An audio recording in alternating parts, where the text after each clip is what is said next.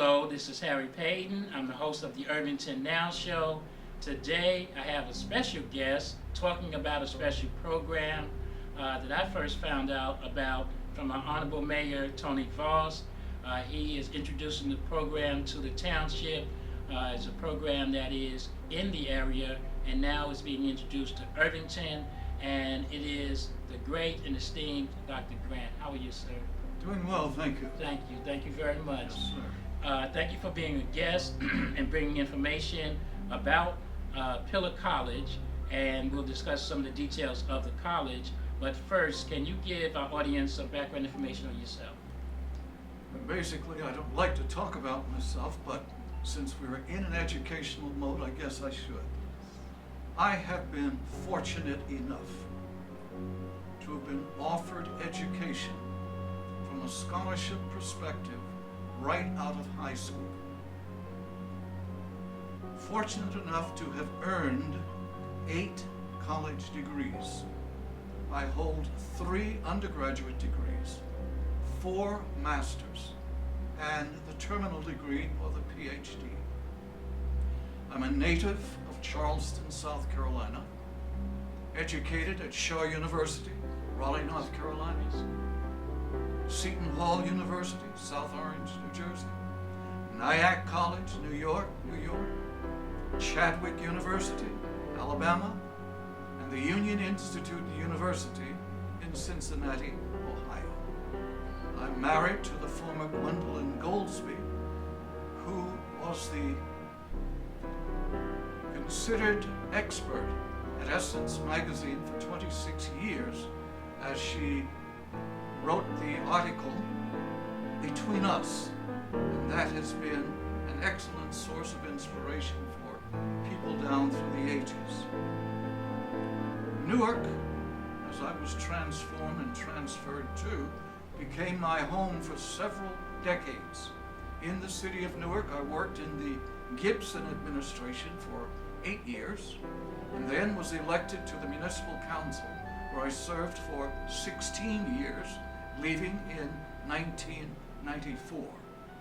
I have a depth of information relative to local municipalities and townships, and I'm just happy to be of service to the people who might need me. Education is expensive, but if you think education is expensive, try ignorance. While education does not make you better than the next person, it makes you as good as the next person and can take you from where you are to heights of unknown origins. Absolutely. Firm believer in that. Thank you, sir. Thank you for your background. I, as you came into the door, had mentioned that, oh, okay, that's who my guest is, and I've known you. I've attended many conferences. Newark is the city that I grew up in. Fortunate enough, again, I got my education in Newark Central High School, and certainly knew of you prior, so I'm glad to have you as my guest. As I said in the beginning, I'm very honored. And the purpose today is to speak on Pillar College. So can you share some information on Pillar College for our audience? Pillar College, as an institution, has been around since 1908 in the Somerset section of the state of New Jersey. Pillar College was basically a Bible institute. Through the years, it shed that cloak and added to it Somerset Christian College. After a couple of years as Somerset Christian College, it became an accredited institution. What do we mean by an accredited institution? There are many schools in our cities and in our states and in the country, and many of these institutions are not accredited regionally. They may be accredited by private associations and what have you, but in education, it is the regional accreditation that one looks for. It is the same accreditation that Princeton University has, Rutgers, Seton Hall, NJIT, or any of the others. We have that accreditation. After being accredited for the first 5 years, we were then revisited by the organization called Middle States Commission on Higher Education. We resubmitted our credentials, and Middle States then reaccredited us for 10 years. So our present accreditation does not run out until the year 2025. As an accredited institution, we are then authorized by the state of New Jersey to offer educational programs and to confer legitimate degrees upon those who successfully and satisfactorily complete their studies. Pillar College was located in Somerset.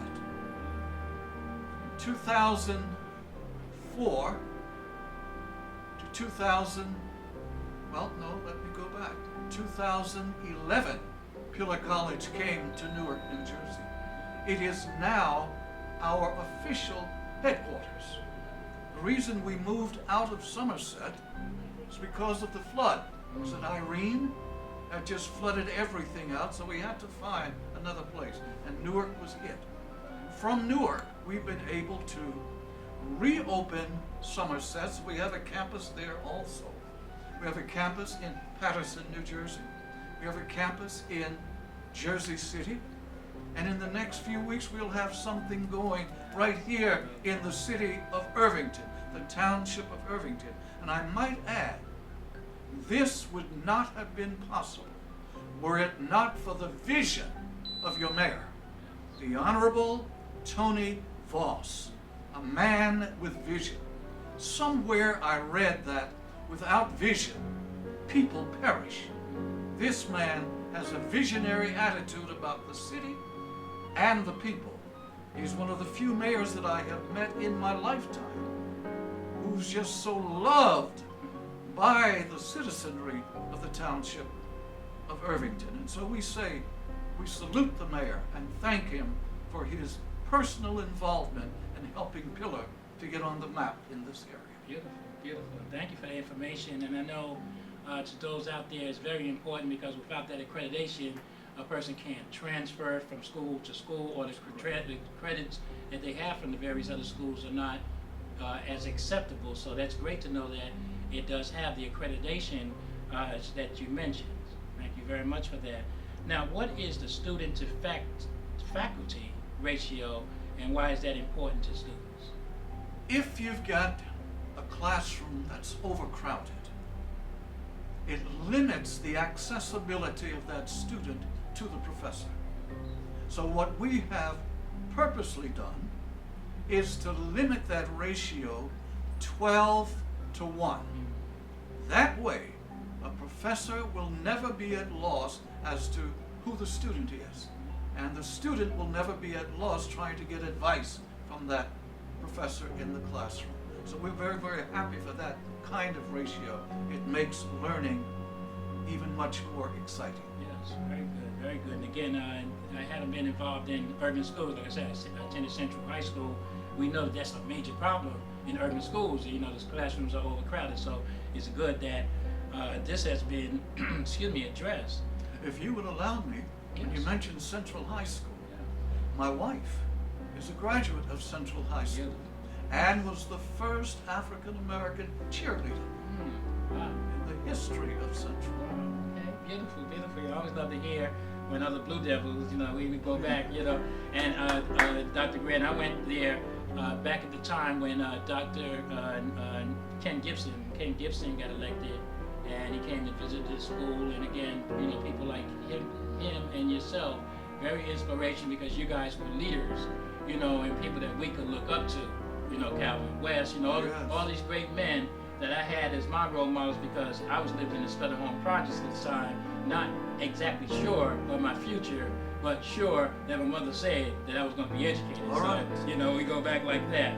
Now, can you share some details about the DEED, D-E-E-D, and I see here I've written down dual enrollment education program. Can you share That's some details? correct. There are times when students are in high school and they plan to go to college. They're taking what is known as college preparatory courses.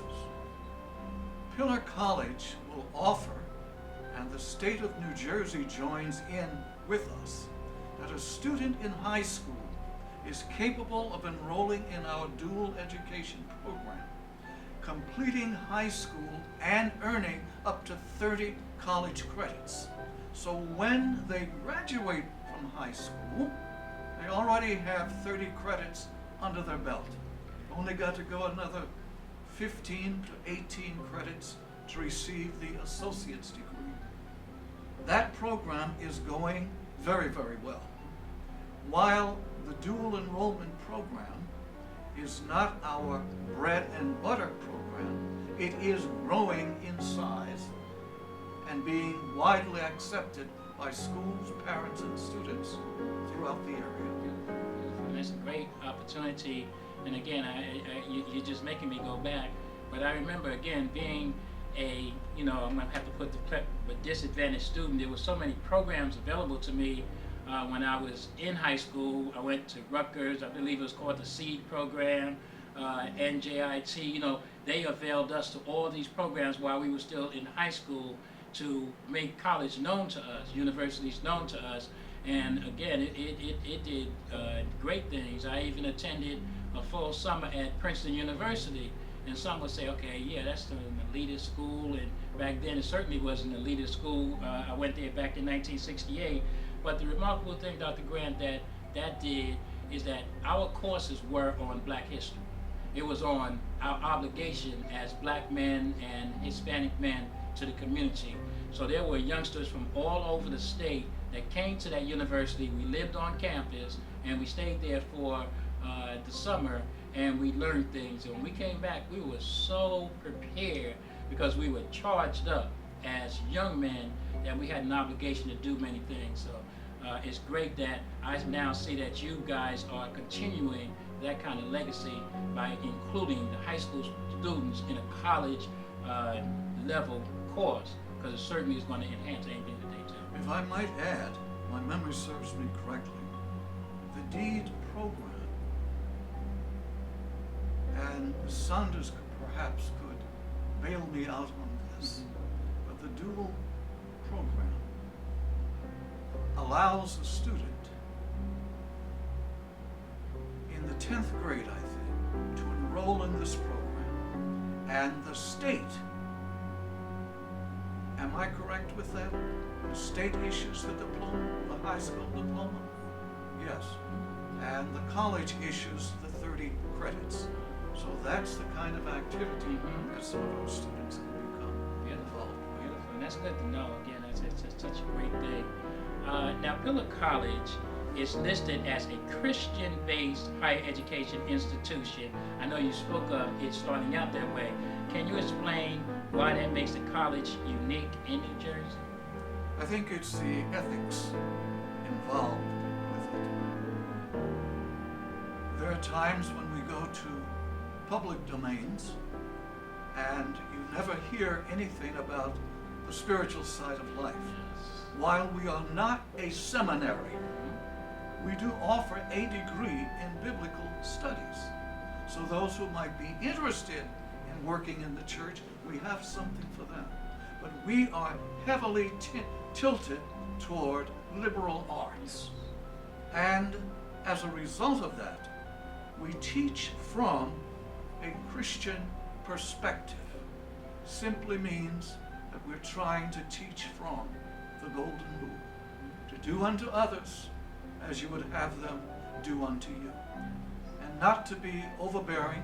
We do not prohibit or block anyone with any religious background from coming in to Pillar College. We are here in the public to serve the public regardless of one's religious conviction, race, color, creed, whatever. We are open to that. Yes. Okay, beautiful. And again, I know it's something that when I read the brochure, it stuck out to me because I happen to be a Christian. I shared this to another guest. December 15th will be my 30th year as a deacon with Unity Freedom Baptist Church. So, I hold that as a primary. If it's something that stuck out, that was something that really stuck out for me. So I'm glad you cleared that up and gave me the premise for that designation in the brochure. Now, what will happen, thank you very much for giving us this great information. We'll take a short break. And as I always tell the audience, the show is on. Have you called a friend? Have you called a neighbor? Have you told them that right now the show is on and Dr. Grant is the guest? There's great information coming. We've already gotten great information, so stay tuned. Call a friend and neighbor. We'll be right back.